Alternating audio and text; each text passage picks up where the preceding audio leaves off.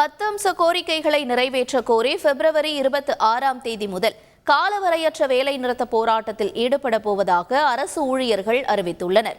ஜாக்டோ ஜியோ அமைப்பின் ஒருங்கிணைப்பாளர்கள் கூட்டம் சென்னை திருவல்லிக்கேணியில் நடைபெற்றது. கூட்டத்திற்கு பின் செய்தியாளர்களை சந்தித்த அமைப்பின் ஒருங்கிணைப்பாளர் மாயவன் தங்கள் கோரிக்கைகளை வலியுறுத்தி 6 கட்டங்களாக போராட்டம் நடத்த இருப்பதாக கூறினர். நாங்கள் பிப்ரவரி மாதம் 26 தமிழ்நாடு முழுவதும் காலவரையற்ற வேலைநிறுத்த போராட்டத்தை நடத்துகின்றோம். எங்களை அழைத்து பேசி எங்களுடைய கோரிக்கைகள் நிறைவேறுகின்ற வரை நாங்கள் பணிக்கு செல்ல மாட்டோம், பள்ளிக்கு செல்ல மாட்டோம், அலுவலகத்திற்கு செல்ல மாட்டோம்.